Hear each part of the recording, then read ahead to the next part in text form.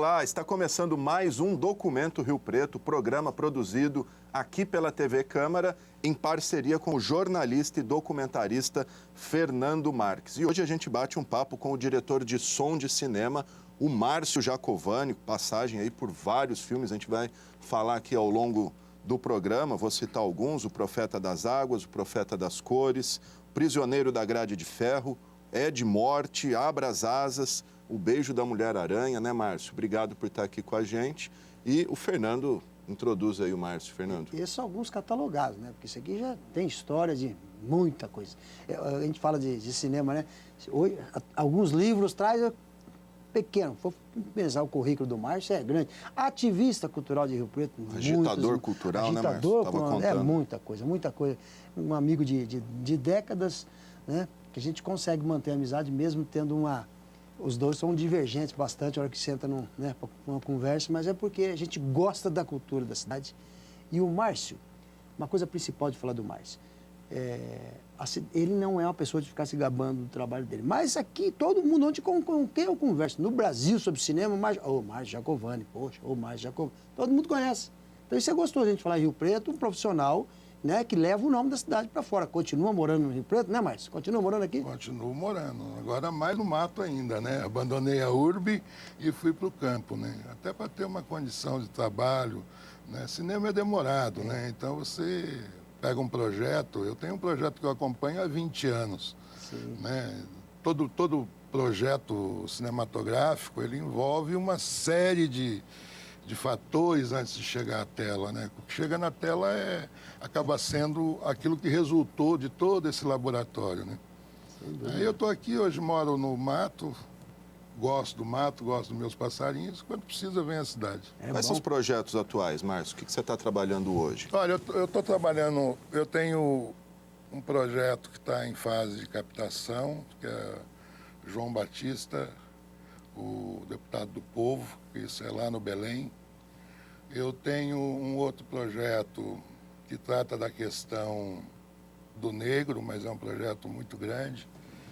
E esse é um projeto que eu já acompanho há muito tempo. E você fala projeto daí? Projeto cinematográfico. Né? Projeto cinematográfico. Eu tenho o projeto do etanol, que é a direção do Volpato. E faço análise de muitos projetos, né? Eu faço análise técnica de som de muitos projetos. Alguns você acaba se colocando mais e tal, e trabalhando mais, né? Hoje os projetos que eu tenho em pauta são esses, afora as outras coisas que a gente faz profissionalmente para poder viver, né? Porque o cinema é demorado. Se for viver só de cinema, fica meio complicado, né? Você tem ainda, não tem mais, né? Ele tinha o Fusquinho, o som ficava dentro do Fusquinho, dentro do Fusquinho do som. Isso aí foi há muitos anos, né? Não, eu carregava porque é o seguinte, a gente viveu uma época aqui que era muito difícil dispor de condição técnica. E eu tinha algum equipamento, então eu sempre levava dentro do meu Fusca, né? Porque chegava num lugar, vamos fazer uma música, ou vamos, tá 2 segundos, tá aqui, tá falando, toma aí, né? A técnica tá na mão, né? É isso mesmo. Porque o fazer cultural, fazer artístico, ele é difícil. E em Rio Preto, particularmente, é muito mais. Dadas as características de desenvolvimento da cidade, colonização, né? Você não ter, embora tenha havido uma luta muito grande para que acontecesse, para que o Departamento de Cultura, que era da Assessoria de Educação, se transformasse em Secretaria Municipal de Cultura, foi um trabalho muito grande da classe artística. Na verdade, né? era a Secretaria de Esporte, Lazer, Cultura e mais um. E turismo. E turismo. Era tudo junto. E, vamos falar a verdade aqui, tínhamos um militar, que era o Aécio de Almeida Nova, que era o secretário de tudo isso. O professor Aécio, embora ele tivesse aquele jeito duro dele, ele era meio assim, você chegava meio que tinha que bater continência, mas quem não batia e explicasse por quê, ele entendia. É verdade. Você entendeu? Eu nunca tive problema com ele, não. Eu tenho boas lembranças de bons embates. Sim, né? É bom você falar isso, que até vou voltar um pouco o tempo aqui, que é importante a gente falar aqui, gente. Vamos falar dos nossos filmes que estão na Cinemateca, que são os filmes lá da Cometa Filmes. Eu considero um dos maiores tesouros da cidade, a gente sabe disso. As películas, Alexandre, estão lá, ele já teve contato muito com ele. Aliás, Aliás, antes, né? Eu fui o último a ir lá, eu, o professor Agostinho Branco, fomos os últimos a ir lá.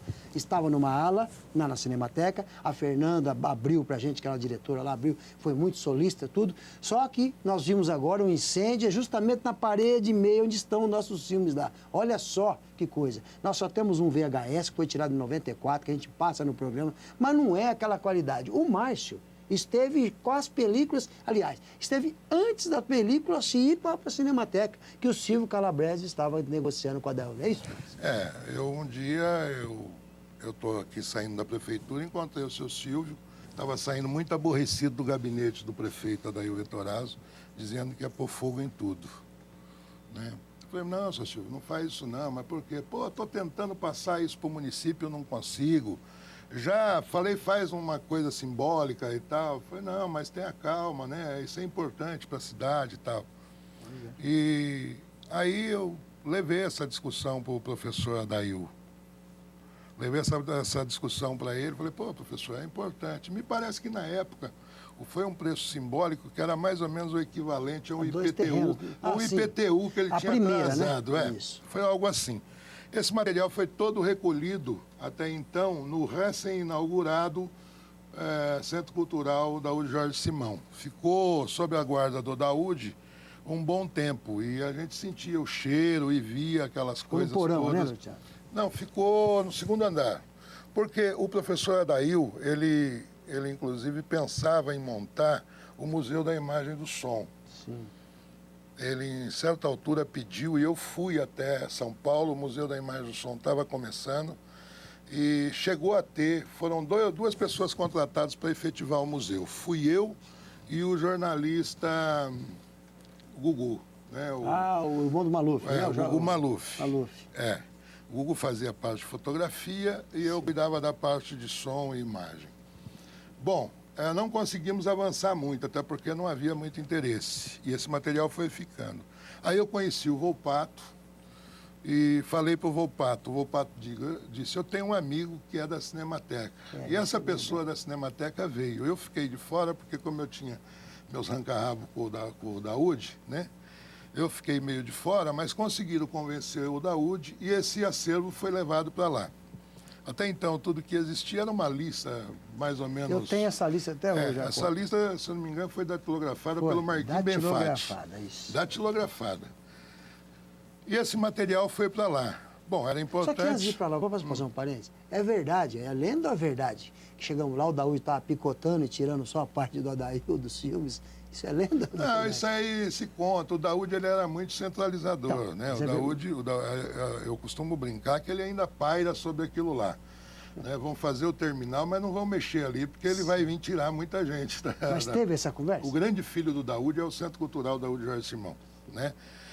Houve essa conversa, mas eu nunca vi. O que eu vi é o material numa condição inadequada, entendeu? De preservação, e não havia um trabalho de catalogação, não havia um trabalho de reconhecimento, levantamento de história oral para poder saber quem eram aquelas pessoas, o que é que estava envolvido ali, né?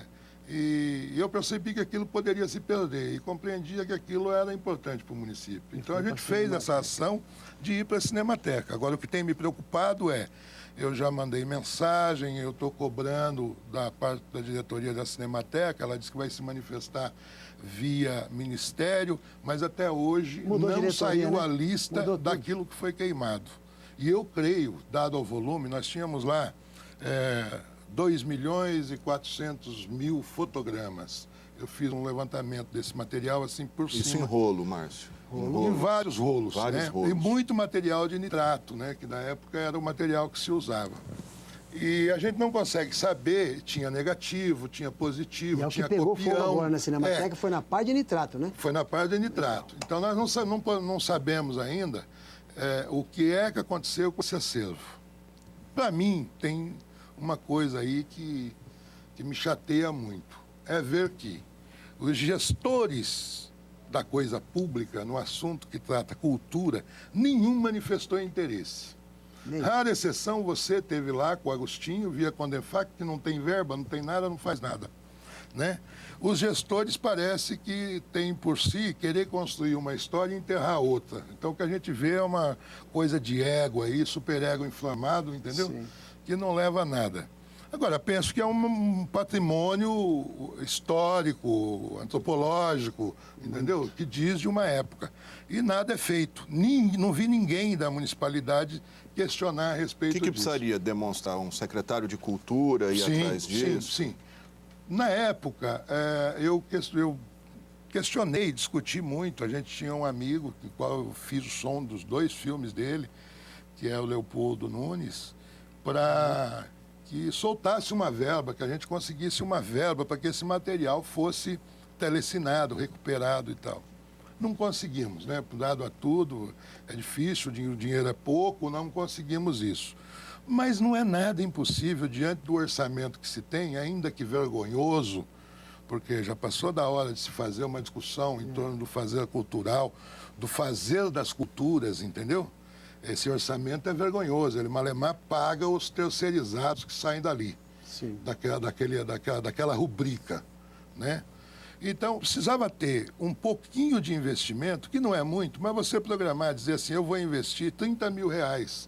Eu estou falando do que se gasta de papel higiênico nos aparelhos Fazendo da aos poucos, cultura. né, Márcio? Vamos digitalizando aos poucos. Quer dizer, fazendo. mas precisava ter, como foi feito aqui na Câmara Municipal. A Câmara Municipal, quando foi informatizada, eu participei desse processo, era muito difícil que a gente começasse a história lá de trás, do primeiro decreto, da primeira lei. Então foi criado aqui, não sei se hoje se segue isso. A partir de hoje, nós estamos produzindo isso, mas estamos fazendo um dia atrás. Estamos fazendo isso e produzindo um dia atrás, entendeu? E você vai armando e vai criando uma base de dados que vai permitir à população, ao historiador, ao antropólogo, ao sociólogo, entendeu? Ter um material à mão. Então, dizer assim, nós temos uma história riquíssima, mas aonde? Nessas alturas pode estar no fogo. E vamos esclarecer para o povo em casa que é o seguinte, quando o Márcio falou bem, quando os filmes foram para a Cinemateca, Isso que ano? isso em 1987, 5, 6. Quando foi? Desde então, isso daí está lá e Está ninguém teve lá, acesso. as datas estão lá, mas aí em 94, na gestão do professor Manuel Antunes, foi lá e fez uma transcrição em VHS. Mas a não de única que a tudo, gente tem. de uma parte. Uma parte, a gente não sabe quanto, acho que foi feito tudo, não, foi feito de uma parte só. Um pedaço. Um pedaço só, que é o que eu usei muito no tempo nos meus programas. Que é o que a gente já passou várias vezes. Não, essa aqui. que nós estamos vendo agora aqui, né, que está inserindo, são imagens desses VHS, né? E, infelizmente, nunca mais foi feito. E tem que pensar que cada minuto que passa é menos um que reto, porque vai... o material vai se deteriorando. Vai deteriorando, e ainda mais nitrato. Então, nós estamos deixando perder um tesouro. Infelizmente, a gente precisa recuperar Fora isso. os filmes da Cometa, a gente tem outros materiais que podem estar perdidos aqui no Rio Preto? Eu creio que tem. Eu creio que tem, assim, são acervos pessoais, como o caso da Cometa, que era uma empresa, mas você tem, e há que se pensar, que depois da Cometa...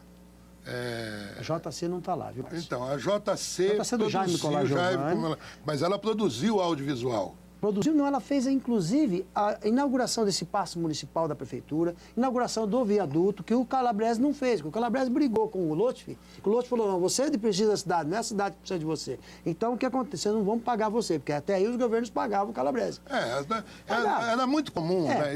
pagar. Essa cultura de documentários nas cidades, ela tem a ver com o DIP, Departamento de Informação e Propaganda do governo do Getúlio. Ela segue esse modelo e que, por outro lado, não segue um modelo diferente do que o modelo nazista, do Goebbels, do fascismo, do Mussolini. Os caras trabalhavam informação. Resental, né? Entendeu? Então a coisa vem e ela vai irradiando, e se irradia. E aí você vai ter o Canal 100, e você vai ter o Giamanzon, e você vai ter... E aí, em Rio Preto, alguém resolve. Primo Carbonari, né? Primo Carbonari. E aí, aqui em Rio Preto, se resolve. Então, vem.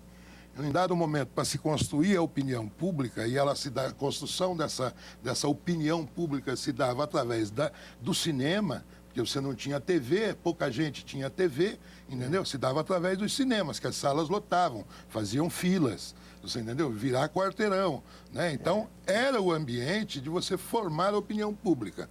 Assim como veio para cá Antenor Pousa Goldinho, né? Os maiores jornalistas vieram aqui. Vieram para cá. O Hamilton, o Zé Hamilton Ribeiro, no Dia e Noite. Por quê? Porque você não tinha o que você tem hoje, o canal legislativo, os canais comerciais da NET que está aí, você tem as grandes corporações como Record, Bandeirantes, blá, blá, blá. Você não tinha isso, né? Então se formava opinião pública através desses E esses filmetes passavam antes do cinema ali, uma espécie de... A gente que ia no cinema só para se ver.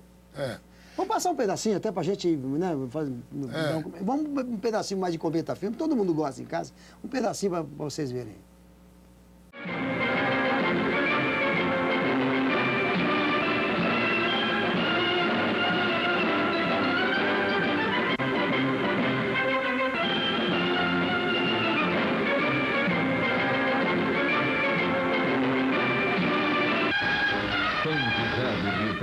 Metrópole interiorana ao comemorar o seu 76º aniversário de emancipação político-administrativa e o jubileu de ouro da Associação Comercial. O prefeito municipal, o professor Adail Betorazzo, recebeu no Salão Nobre do Paço Municipal o ministro Pratini da Indústria e Comércio e dirigentes das associações comerciais do Estado.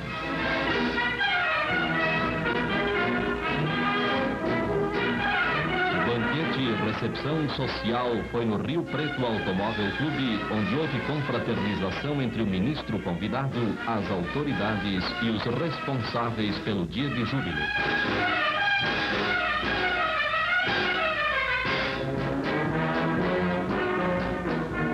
O presidente da ACIRP anunciou a entrega de prêmios assistido pelos presentes, sendo a vencedora de concurso de vitrinas do Ano de Ouro da Associação, a tradicional Casa Bueno, que em breve estará em prédio novo e funcional.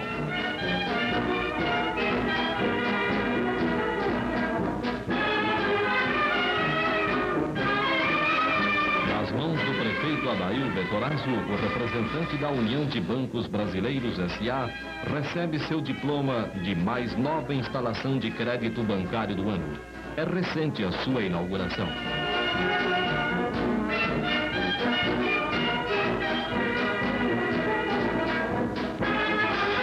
Coube ao tenente-coronel Daniel Milazzo a entrega de diploma da firma Irmãos Mafuz. Recebe-o o jovem Antônio Mafuz, diretor administrativo do mais novo estabelecimento comercial do ano.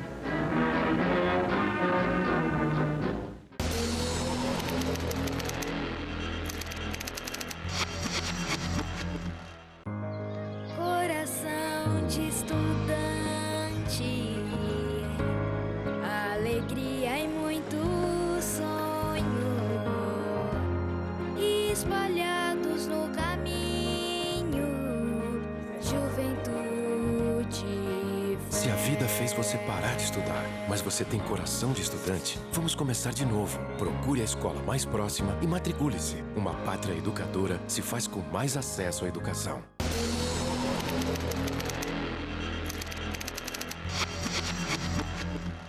Estamos de volta com o Documento Rio Preto, hoje num bate-papo com o diretor de som de cinema, o Márcio Giacovani. Márcio, explica aí para os nossos telespectadores um pouquinho a sua função, o que um diretor de cinema faz, como é que é essa atuação nos filmes. Bom, o diretor de som, ele é encarregado, basicamente na estrutura de produção, primeiramente fazer uma análise da narrativa sonora do projeto, criar essa concepção de sonoridade. Discute com o diretor, vai, interfere, e quando vai para o set, procura sempre trazer da melhor forma possível a inteligibilidade para aquela informação que você quer passar. Então, você tem numa primeira fase a análise, na segunda a captação, na terceira a edição final ou, né, o desenho de som ou sound design, como os norte-americanos gostam de usar. E você tem que trabalhar numa perspectiva sempre de para que é que se destina aquele produto. Então, se eu vou trabalhar um som que vai para a televisão, ele tem uma característica. embora hoje essa característica aumentou muito, dada a possibilidade de conexão, né? A questão do HD, a questão da qualidade de imagem e a possibilidade de junção com os sistemas. Então, hoje, tudo isso é mais trabalhado. Mas a gente vem de uma época em que se dizia que o som do cinema brasileiro era ruim. Quer dizer, esse era o discurso. Os filmes que eu fiz, vários têm prêmios de som, né?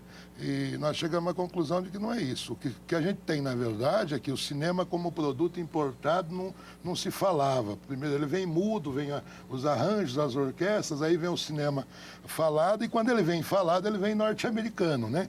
Vem falado em inglês. O povo não entendia inglês, logo eu não precisava ter um sistema de alta fidelidade para poder que houvesse a inteligibilidade da língua, né?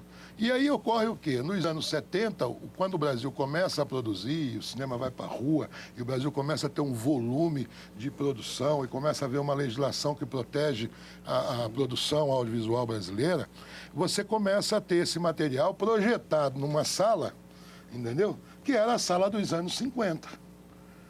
Então, você gravava no espectro de frequência com um gravador de 20 Hz a 20 mil Hz, ou seja, uma banda passante assim de possibilidade entre graves, médios e agudos assim. Quando você jogava para o magnético perfurado, ficava assim, entendeu? Quando você editava, montava e mixava, ele ia para um ótico que ficava assim. E aí você ia para um alto-falante ruim, de qualidade ruim e tudo, porque as pessoas iam para ver, não é para ouvir. Ainda no Brasil nós temos a cultura da visura, né? Eu gosto de falar isso até porque eu lembro sempre do Romildo, né? A questão da visura, mas não tem a da audição, né? O Brasil padece de audição. Em muitos filmes que a gente vê da Vera Cruz, tudo assim, aquelas orquestras que do Radamés Inhatli que ficava, né? Muito pouco, e muita pouca fala, acho que não sei se para esconder, mas muito aquele som que ficava. Porque isso era tudo produzido depois, né? Então você objetivava levar uma falinha ou outra, e naquela época nem isso tinha, era o narrador. Você ia lá, fazia, dada a dificuldade técnica. Então você tinha que levar uma câmera, você tinha que levar um técnico de som, e quando você faz isso para você produzir alguma coisa, você limita muito a tua capacidade de articulação. Porque às vezes a fotografia está perfeita, mas está passando um bonde lá, ou passando um avião, e aí você não pode rodar, você entendeu? Então, a produção do som, ela tem que ser pensada, um filme sonoro, a narrativa sonora, ela tem que ser pensada no começo. E vamos dizer a importância, né, Márcio? Porque o cinema, 20 e pouco, no meio da década de 20 para frente, começou a ser sonorizado, com o Al Johnson, né? O cantor, né? O primeiro filme. Até final da década de 70, então se gravava tudo separado, não existia, né? Era som separado de imagem. Não, ainda hoje é isso. Ainda hoje, no cinema, a grande produção ela é feita assim. Televisão já não, né? A televisão já não, porque com o advento do videotape, né, você conseguiu agregar isso. Agora, é óbvio que você consegue. A gente não pode diferenciar uma coisa. É o valor do som documental, o valor da imagem documental, entendeu? E o valor do som ficcionado e da imagem de ficção. Sabe? São narrativas distintas, né? A ficção é uma, o documentário é outra. E vou te dar um exemplo disso. Um exemplo claro disso. Na derrubada das torres do World Trade Center, não tinha nenhuma câmera armada esperando os aviões. Portanto, qualquer imagem de celular, de sinal de fumaça, tudo vale. Está valendo. O valor é o valor documental. Sim. E aí é uma coisa que eu sempre defendi nos trabalhos que eu faço. O valor documental, para mim, ele é maior do que o valor técnico. Sem dúvida. Né? No próprio jornalismo, isso mas já começou vale. a ser encarado agora, porque, na verdade, você tem uma estética que ela é criada, ela é importada, e nós não produzimos câmeras. Melhor câmera de cinema não é brasileira, melhor gravador de som não é brasileiro, melhor microfone não é brasileiro. Nós não temos essa tecnologia. Logo, nós consumimos essa tecnologia. E era rolo que você gravava? É rolo. De rolo, né? É gravador de rolo. É o Nagra, Ampex, um gravador suíço da Kudelski, entendeu? Que hoje produz um ou outro produto, e me parece que nem vende mais, agora ela fornece para os caras, mas que mudou o foco. Hoje ela trabalha, a Kudelski, que foi o senhor Kudelski, que foi o grande cara que alavancou esse equipamento. Hoje a empresa é focada para trabalhar em mira de mísseis na guerra, entendeu? Os caras já viraram o foco porque a arma parece que está dando mais do que cinema. E Márcio, e era assim, para o pessoal me entender bem em casa, até a gente também, né? Gravava, né, separado, aí depois ia para o laboratório e colocava-se uma banda magnética no filme, é isso? Isso tinha que sincronizar, né? Esse som que você grava, tinha lá o câmera gravando as imagens, você gravando o som, gravador de rolo, um boom, né? Isso, gravando. isso. Aí depois levava no laboratório e pegava essa imagem e sincronizava a fala. Por isso que a gente fazia, e aí é uma coisa que ninguém sabe. Todo mundo tira foto com a claquete, e eu vejo isso. Até diretor que não sabe bater claquete, né? A claquete, ela significava para quê? Por que a claquete abre e fecha? Porque ela cria uma onda sonora que faz assim, ó. Quando eu faço isso, ó, eu criei um pico lá. Esse pico era a minha referência de som, irmão. Então a gente alinhava por ali, entendeu? Quer dizer, você tirava da fita magnética, jogava por um outro magnético que era perfurado também, que ia rodar na moviola a 24 quadros por segundo. E eu juntava essa hora aqui, ó, entendeu? Porque aqui, ó, eu juntava essa hora aqui com o som lá e soltava. Pronto, aí tá junto. Agora eu posso começar a picotar. Então era assim que se alinhava. Depois disso alinhado, você pegava só as falas, você vinha cobrindo os ambientes, a falta que faz, ia montando as outras pistas. Música, ruído de sala. Você também, no caso, você, por exemplo, você como diretor de som do filme, você também coloca essa sonorização de música? Ou isso já é um diretor Não, o diretor escolhe o que é que ele quer e tal. O que você participa, e você não tem que interferir muito nisso, é nos volumes que isso vão ter. Tá. Que depois a gente vai resolver isso na mixagem, né? Na mistura. Na mistura disso, você começa... Bom, isso é importante. Vou dar um exemplo de mixagem, por exemplo, Os Intocáveis. Né? Os Intocáveis tinham uma coisa que marcava a ação do Eliot Ness. O que era? Vamos lembrar o filme? Era uma pulseirinha. É verdade, uma pulseirinha. Toda vez que ele ia entrar em cena, entrava aquela pulseirinha. Que até parece aquela daquele personagem da Globo.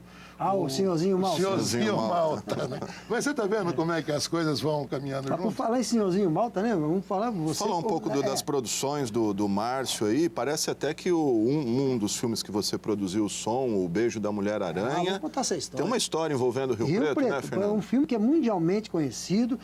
Não ganhou o Oscar de estrangeiro, porque eles não vão dar mesmo para no terceiro mundo nunca mais. O William Hurt, né, ganhou. E o filme, e foi premiado, inclusive o som do Márcio, né, o Márcio que fez a sonorização, e tem Rio Preto no filme e ninguém sabe disso. Conta essa historinha pra gente aí. A história é a seguinte, a gente começou a filmagem no presídio do Hipódromo, que tinha sido desativado, e precisava de um ambiente para fazer as coisas externas, e o Clóvis Bueno, que depois fez o Cafundó junto com o Paulo Betti, o Clóvis era o diretor de arte, ele achou que ali era bom. Então a gente utilizou, o interno foi feito no estúdio da Vera Cruz, no estúdio pequeno. Toda a cena externa era no hipódromo, mas era tudo ficção, né? Aí o que é que faltou quando termina o filme e vai para se alinhar isso, o filme vai para os Estados Unidos para poder mixar? Falta ruído ambiente, ou seja, ambiente de cadeia, latido de cachorro, buzina, o Francisco Ramalho Júnior e o Babenco, mais o Mauro Alice, me chamam para poder fazer esse trabalho. Fiquei um tempão trabalhando e fazendo isso. E eu não podia entrar nas cadeias de São Paulo porque já havia uma coisa de facção e o clima não era bom, havia uma certa questão lá que não daria para trabalhar. E eu pedi, então, que eu viesse para Rio Preto.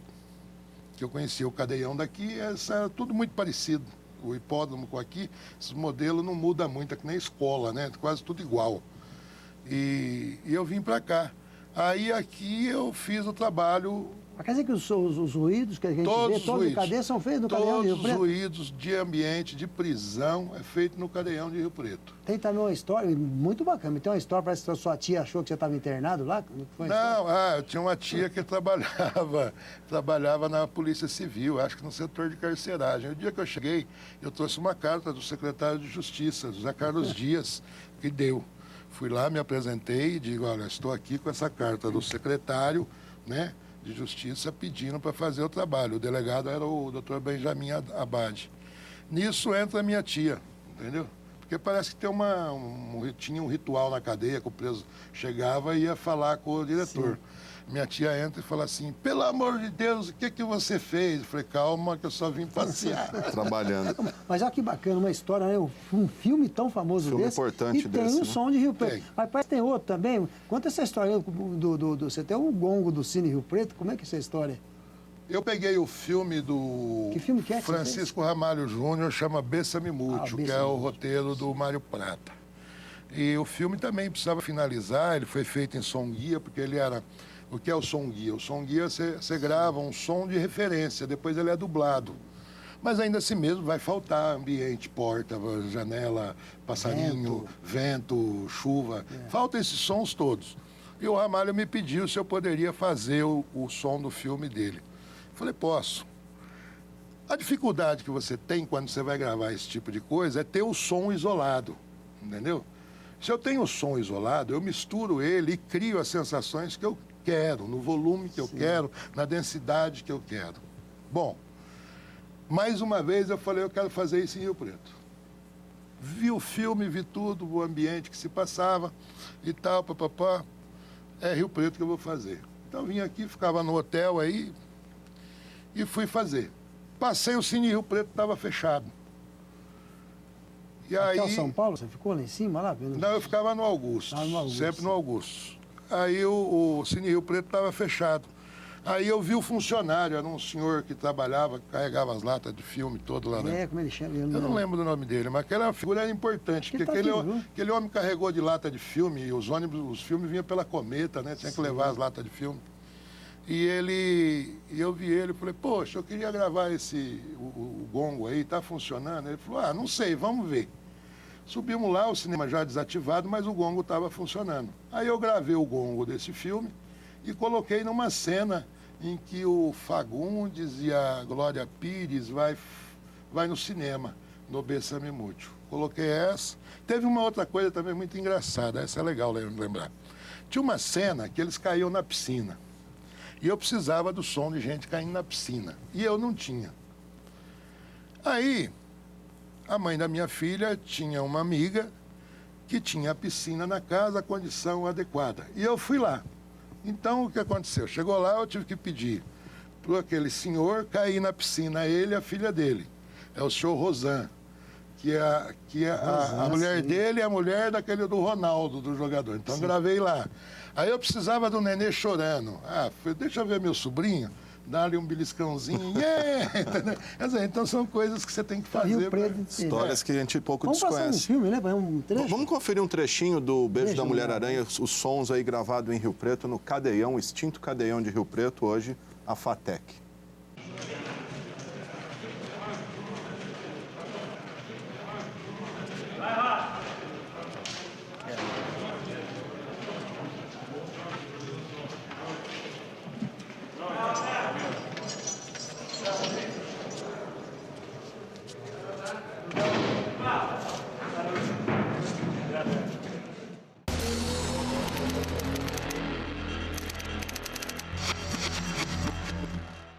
A primeira vez que eu fui ao cinema, eu estava gestante da minha filha, aquele telão, aquele barulho. Eu falei, pronto, essa menina vai nascer aqui. Assim que eu recebi o Vale Cultura, eu falei, vou levar minha filha no cinema. Ela, ai, mamãe, a senhora é a melhor mãe do mundo. Foi maravilhoso, uma coisa que eu não tive na minha infância e poder estar proporcionando para minha filha. O Vale Cultura dá oportunidade para que pessoas como a Rosineide sintam as emoções da nossa riqueza cultural. Peça o seu na sua empresa.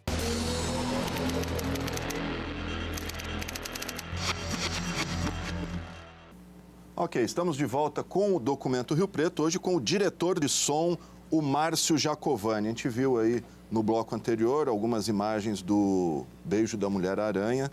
E vamos falar um pouquinho das suas outras produções, ô Márcio, a começar pelo Abra as Asas, de 1984, com o Reinaldo Volpato. Foi tua primeira, vamos dizer, grande produção? Assim? O Abra as Asas foi um divisor de água na minha vida. Foi um dia eu encontro o Reinaldo e a Rita, atrás de falar com o Valentim, que era o delegado regional de cultura, e estou vendo que eles estão lá amargando o banco. O que é? Ah, nós vamos fazer um filme aí. Tá? Ah, legal, eu quero fazer. Tal. E ainda ajeitei lá para o Valentim receber eles e foi, a coisa andou. Aí a gente foi se aproximando e tal, e aí ele falou, mas você já fez som de filme? Eu falei, não fiz não, de filme não. Mas aí rapidamente eu fazia um curso com o Conrado Silva. Na verdade eu era aluno assistente dele, meio off, lá no Instituto de Artes do Planalto.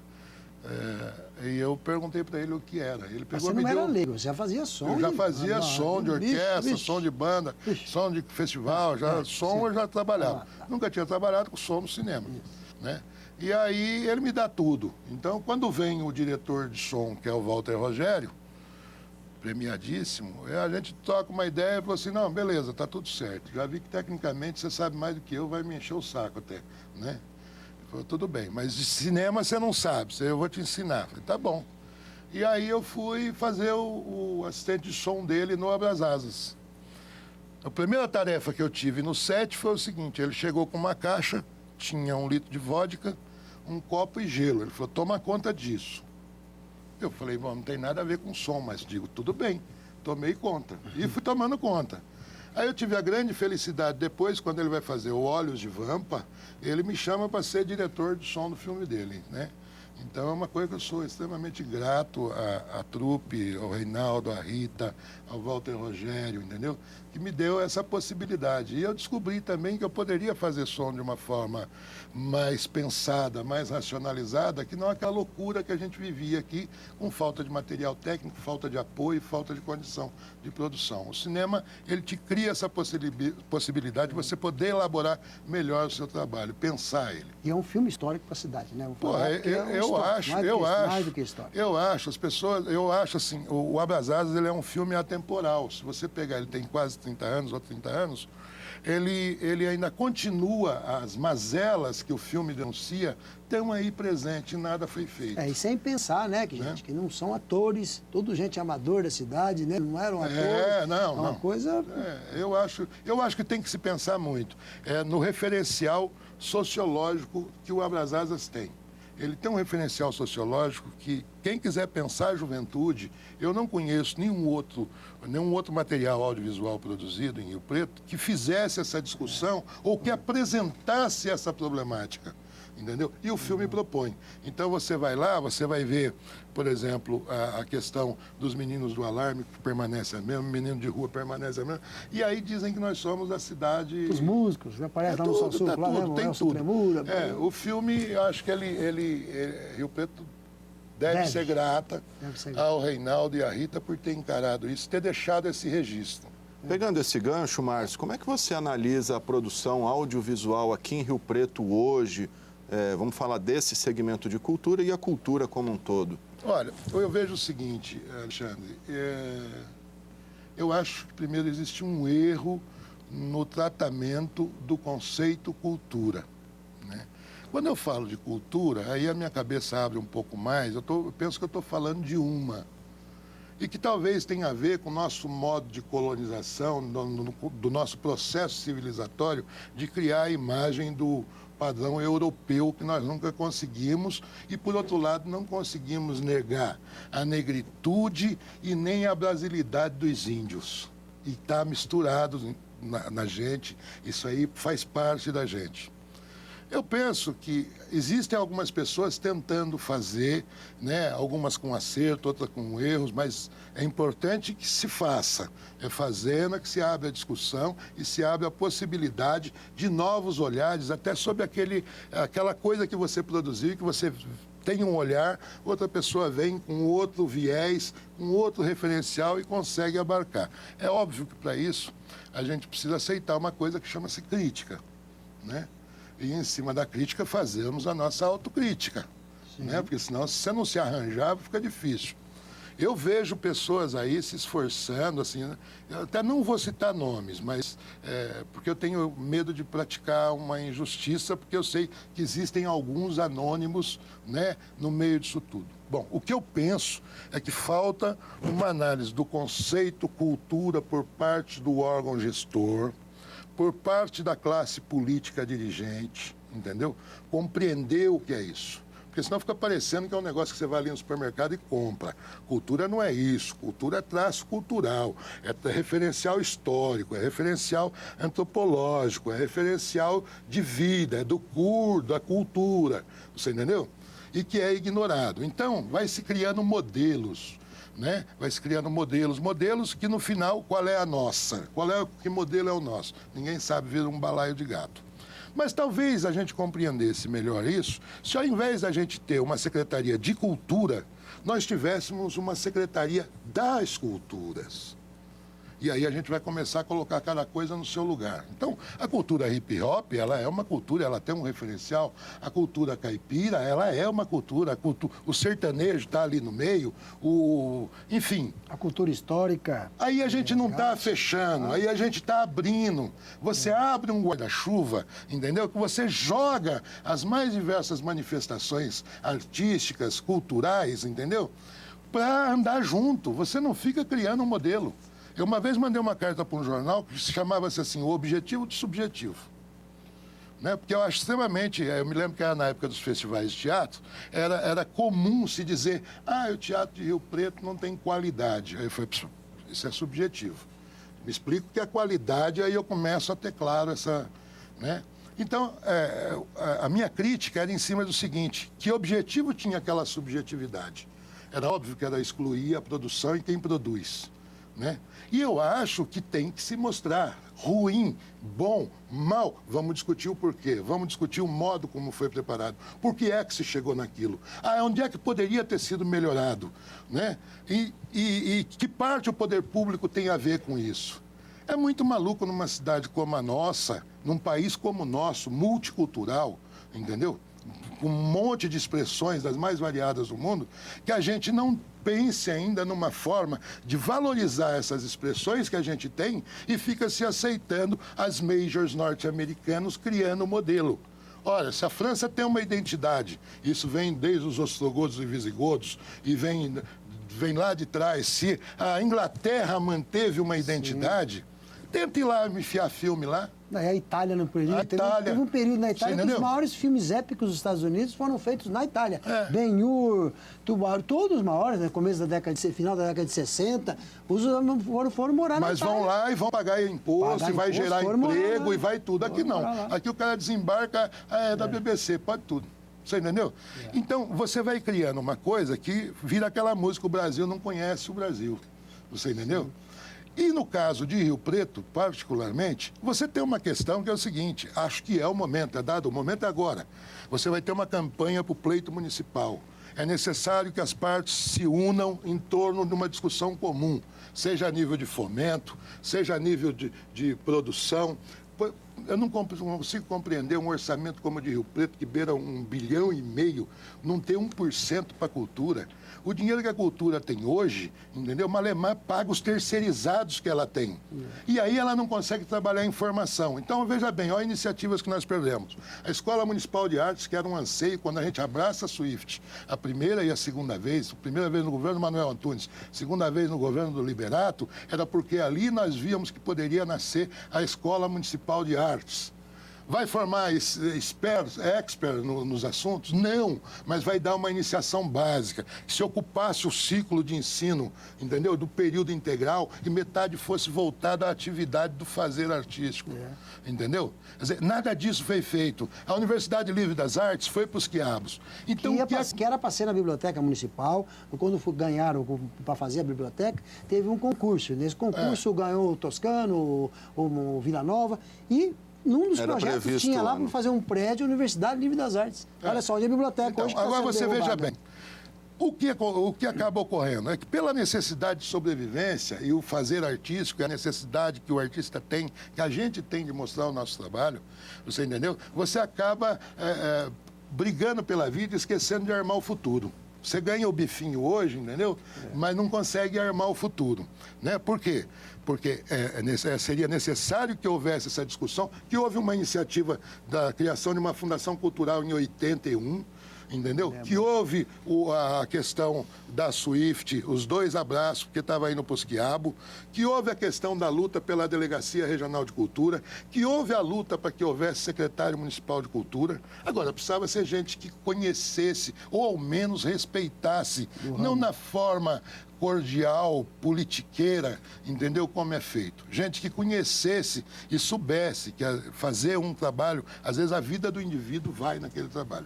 Tá certo, fica aí o apelo para que a classe artística se una, o momento é agora, né? O momento é agora, a classe artística se junta, elabora um plano de ação e propõe a todos os candidatos. Certamente. Vamos fazer essa discussão. Infelizmente, o nosso tempo é curto, Fernando. Fala sobre outros filmes, né? Que o Ed Morte, né? Que você também trabalhou. Com o Ed Morte, com o Paulo Betti, né? Paulo Betti. Outros filmes que... O próprio Prisioneiro da Grade de Ferro. Recentemente, O Profeta das Águas, que é um belo documentário que foi feito, né, sobre... É o Tropeiro Alma Sem Fronteira, que discute Mas vamos passar um da cidade, né? Podemos passar O Profeta das Cores? O Profeta das Águas e o Profeta das Cores tem a ver o nome ou é só coincidência? Não, o diretor é o mesmo. A gente até brinca. É uma trilogia, né? O Profeta das Águas, Não, ainda não é a trilogia. Falta o Profeta do Fogo. Pois é. Falta o Profeta do Fogo, entendeu? Mas é por conta dos personagens. E a história até é relativamente parecido. Na questão do Galdino, é o uso das instituições psiquiátricas como elemento de repressão. Isso. No caso do Profeta das Cores, ainda é isso, mas como repressão não pela via política, pelo viés artístico. Né? E agora a gente diz que falta o Profeta do Fogo, que a gente ainda não achou. Mas eu ressalto aí também um trabalho que eu gosto muito, porque ele tem, tanto na crítica quanto no prêmio, O Prisioneiro da Grade de Ferro. O Prisioneiro da Grade de Ferro foi um filme 9 meses dentro do Carandiru, trabalhando naquela realidade, trabalhando com os caras e dando formação, e eles pegam a câmera e acho que isso é o As imagens parece que são feitas pelos próprios presos. Você não consegue distinguir qual é a imagem do filme, qual é a imagem do filme do que os presos fizeram. Tem que fazer outro programa, trazer aqui o Márcio para falar sobre muita coisa. Muita coisa. Mas, ó, vamos passar o Profeta, porque é um filme importantíssimo da cidade. E dizer no fim, ó, que só deixar um recado para vocês em casa, hoje tem TV Brasil, tem Canal Brasil e tem nosso canal aqui mostrando essas coisas da cidade também, que é importante, porque antigamente era difícil ver filmes. E eu digo para vocês em casa também, quem quiser conhecer mais cinema brasileiro, tá na internet, baratinho, compra a caixa do Thomas Farkas, que saiu com uma caravana do Brasil no final da década de 70, 60, começando 70. Tá os maiores documentaristas ali, narração do Otton Bastos, é demais. Música de Gilberto Gil. Então, para conhecer. E aqui, nosso canal, mostrando as coisas da cidade. Aqui sempre mostrando. Maravilha. Eu agradeço o Márcio Giacovani. Muito obrigado, Márcio. E fica o convite aí para um próximo bate-papo. Tem muita bagagem, muita história para contar. E a gente finaliza, então, com o Profeta das Cores.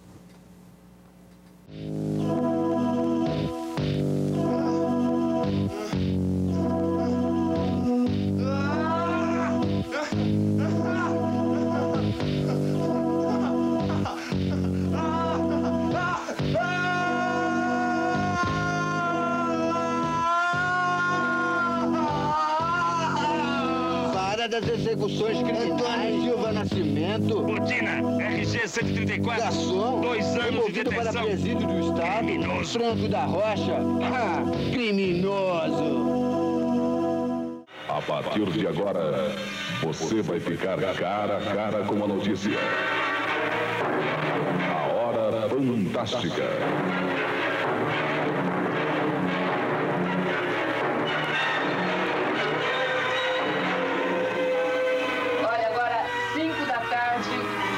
Rádio Independência, no programa Hora Fantástica, a gente vai conversar com o Profeta das Cores. A pintura não tem começo e não tem fim. Apesar de estar famoso já e estar pintando muros de universidade, de teatros em cidades importantes, etc., ele continua sendo perseguido pela polícia, né? Eu sei como atravessando quase a noite. O Profeta aqui, rapaz, na rádio. E vamos dormir poucos minutos, né? 2 horas de dormida. Aí eu falei pro companheiro meu, vamos descer pra rodoviária. E passamos a mão no carro e descemos com aquela pressa e correndo e não conseguimos tirar a passagem. Chegamos na porta do ônibus, não dá, entra pra dentro, aquela pressa danada. Então aquilo, me revistaram. Eu falei, o que tá havendo? Que vocês estão revistando, sendo que não encontrou nada, o que está vendo? Ele disse, nesse momento, nessa hora que você estava correndo, justamente nós soubemos que teve um assalto, um roubo, né? Também, foi uma confusão. Foi uma confusão. Também eles não me conheciam também, que eles eram da polícia de outra área, não daqui. Porque se fosse daqui, já falavam, não, o profeta não tem problema, tem passagem livre, né? É? A polícia daqui te deixa em paz? Ah, ela deixa em paz, ela é legal. Mas ele é sabido, né? Ninguém te incomoda mais? Não, ninguém me incomoda. Quem que vai se incomodar? O profeta das coisas aí vai acabar a beleza aí da cidade, é ou não?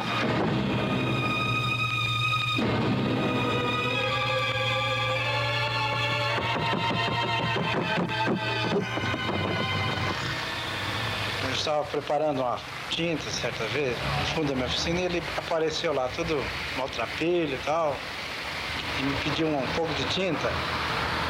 Eu perguntei a ele, mas que tipo de tinta, profeta? Que tinta você quer? Aliás, eu não chamava, eu não tinha esse nome de profeta, não era conhecido. E ele não soube explicar. Um terremoto, meu. Terremoto? Um trovão? Ele cantava papelão, entende? Tinha uma carrocinha. E essa tinta, depois eu vim a saber, inclusive eu vi essa carrocinha com ele, é tudo desenhado, uns desenhos muito loucos, né? Que ele fazia, ele mesmo falava. E é um homem que tá ali. Em frente da minha loja tinha um edifício velho e não era habitado, entende? Um prédio velho. E ele começou a pintar essa parede. Foi formando uma espécie de um painel, tudo colorido, né? E esse painel atraía muita atenção dos transeuntes. Inclusive passava um fotógrafo, fotografava ele pintando, entendeu? O pessoal do jornal aí tomou conhecimento. Começou a fotografá-lo também. E foi assim que ele parece que começou a desenvolver a arte dele, né? Eu vejo um mar assim, tudo isso. Vejo um sombrio, umas nuvens. Sombrio? E você? Um mundo bem conturbado. E você, cavaleiro? Eu vejo o fim do mundo esse fim do mundo? E é o fim do mundo mesmo!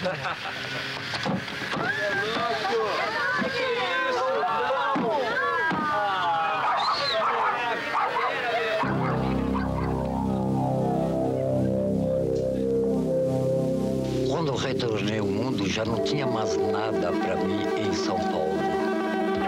No balcão de informação da rodoviária, perguntei para o funcionário que queria ir para uma cidade e coloquei a mão na cabeça. É negócio de preto. São José do Rio Preto. Eu falei, é essa mesmo. Aí eu resolvi ficar nessa cidade aqui de São José do Rio Preto.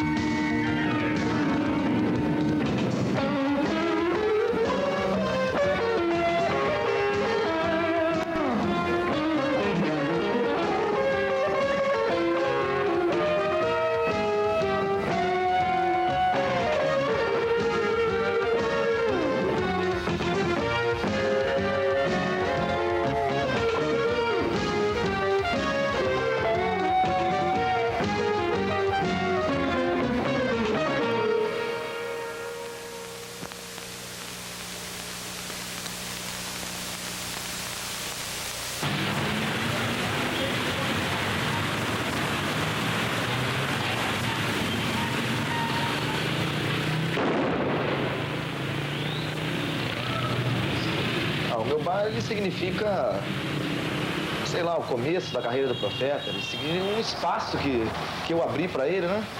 Ele morava aqui próximo, um espaço que eu abri para ele para expor seus quadros, não só um espaço para ele fazer amizades, né? Aqui que ele fez uns contatos com os amigos dele.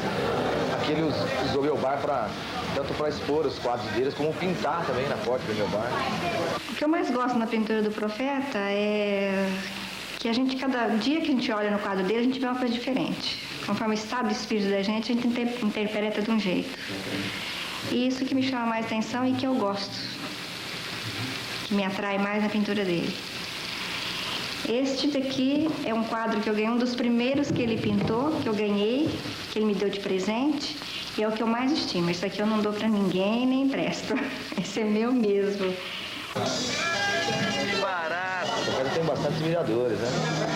Os quadros dele são bem requisitados aqui, ele já vendeu bastante. Tipo assim, expõe quase todas as noites, ele já vendeu mais de 500 quadros aqui no meu bar, com certeza. O Profeta das Cores é simplesmente o Garrincha das artes plásticas. Esse dom é congênito e ele expressa aí nos muros da cidade todo modo que ele vê a vida. Uma pintura muito louca, né? O Profeta, ele acho que deve achar algum santo nele, alguma coisa assim desse tipo, porque não tem uma interpretação lógica. A obra do Profeta reflete um estado de existência traumático e dramático, em que nesse momento da sua vida ele está expressando através das cores todo o seu terrível medo de existir. E o medo de existir transforma as pessoas em pessoas altamente corajosas. Por incrível que pareça, a antítese entre o medo e a coragem é o momento, é o ato em que a pessoa domina um código qualquer de expressão. No caso do Profeta, um código surrealista com predominância de imagens fantasmagóricas. É um delírio a pintura do Profeta das Cores.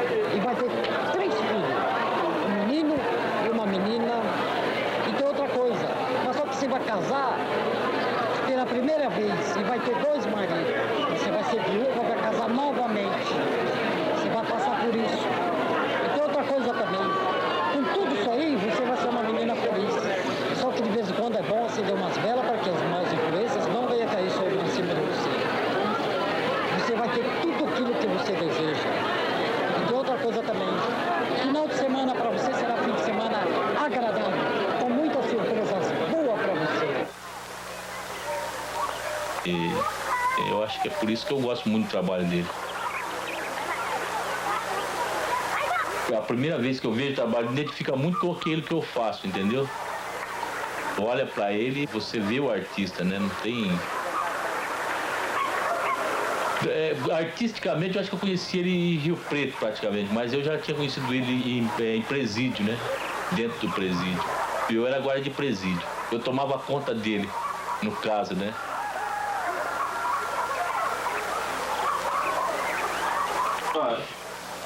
Eu identifico o trabalho do Profeta da seguinte forma. Por exemplo, pelas cores primárias, por isso que eu disse que eu gosto do trabalho dele justamente por causa disso. As cores primárias que ele tem, e esses detalhes, por exemplo,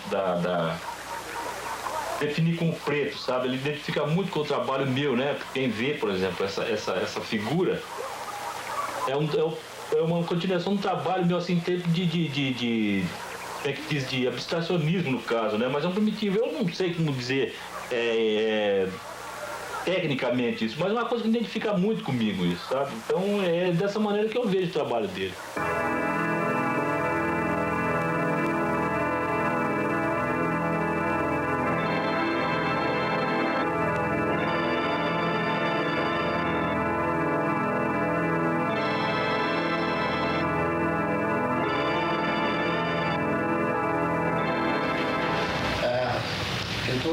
É uma questão de observar, né, cara? As pessoas olhar, vai ver que tem muita doideira que vai ser interpretada. Né? Mas às vezes é melhor falar dele, né? Que dele é que sai a arte, né? Dele mesmo que sai toda essa arte. O que eu admiro demais nele são a alegria que ele transmite pra gente através da pintura dele. Eu já conheci muitos pintores, mas faltava a humildade e a simplicidade. E o Profeta é um artista de rua, de sarjeta, que a arte dele está ao alcance dos olhos de qualquer um, tanto da burguesia, como da classe média e dos pobres, dos ignorantes e dos inteligentes. Porque não está exposto em altas galerias, mas sim na galeria do povo, né? O povo que caminha por a rua e pode ver os trabalhos dele. E as pessoas que for intérpretes da arte, se parar para observar, vai ver que 1 dia, 2 dias, 3 dias, 4 dias, 1 semana, ou talvez até 1 ano é pouco para observar a pintura dele. Porque tem várias distinções de coisas. Figuras, castelo, liberdade, visão. Eu já vi muitas pessoas parecidas uma com a outra, mas eu nunca vi alguém parecido com o Profeta. Ele é a única figura. De todo o meu coração, eu interpreto ele como um cara muito cabeça, muito louco mesmo. Não é nada, muito louco quer dizer sabedoria. Para mim ele é muito sábio.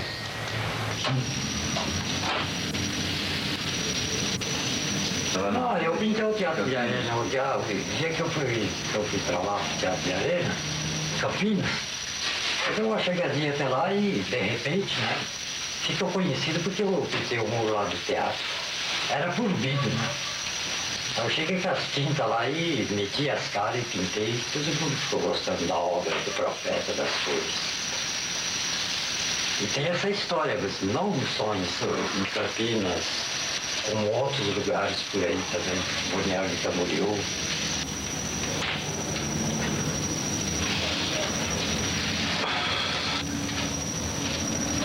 Esse aqui é o Pachá, um amigo meu, Profeta das Cores. Uma personalidade que já vem me seguindo há muito tempo, muitos anos, através dos muros. Meu amigo, certo? Filho de gente importante, está sempre aqui nos calçadões, né, através dos muros, sempre me prestigiando em qualquer ponto de vista. Esse aqui é meu amigo, Carlos Zóia também. Uma pessoa que está sempre também comigo de balcão aí, está sempre incentivando a gente, certo? Graças a ele, me ajuda, a família dele, tudo me ajuda. Vou lá na casa dele, deito e rolo. E aqui é a parede do Profeta das Cores, as cores do Profeta das Cores. Agora, se você perguntar para mim, Profeta das Cores, qual é o sentido sobre a pintura? Eu vou dizer para vocês que é um surrealismo ou impressionismo, ou melhor dizendo, objetos estranhos não identificados. Das Cores é um cara bacana, que a gente já conhece há vários anos aí. Cara que a gente não, como se diz, tem nada pra dizer, viu, meu? Cara, se precisar de bacana, serve, porque o cara é gente fina mesmo, bacana demais. Eu tive na rua há muito tempo e o Profeta me acolhia sempre, entendeu? Dava um rango pra mim, me ensinou muito. Me ensinou como fazer e fazer bem, entendeu? Por onde ele passou, ele tinha muito o que saber fazer bem, né? Mas me ensinou o bem de ser homem, sabe? De fazer as coisas certas. É como um pai pra mim. Posso sempre, quando ajudar ele é ver a sua pintura. sabe? É incentivar a pintura dele, é estar com ele ali calado. Deixa ele pintar, sabe? Só para ele mostrar aquilo que ele sabe fazer, assim. É a alma, é a alma dele.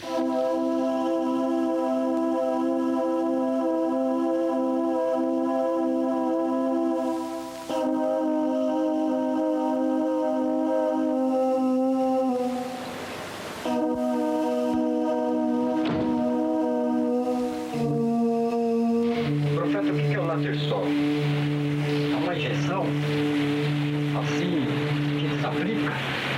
E é o seguinte, essa injeção, quando desaplica, é um modalzinho tanto assim, mais ou menos. Para fazer a experiência, eles deram assim, morreu logo 16. Agora eles foram diminuindo, então era a quantidade certinha para o cara ficar nesse sistema assim, ó. O cara fica tudo todo, fica assim, ó. Tem música que fica assim, ó. Tem música que chega até a estourar a veia aqui. É uma barbaridade. Tudo que você pega dói. Você pega no cigarro dói. Você pega no plástico dói. Você fica desesperado, você fica assim. Eu quando tomava essa latersol, quando era um pouquinho dessa daí, eu só ficava assim, ó. E outros que ficavam assim,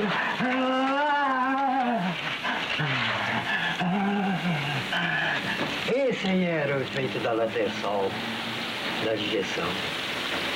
Quando o juiz ia lá visitar o manicômio judiciário, quando eles iam ver os presos lá dentro, o juiz ia para as muralhas, ele ficava olhando para as muralhas, vendo aqueles presos, tudo que tomaram injeção, com o efeito da injeção, não era louco, tudo assim.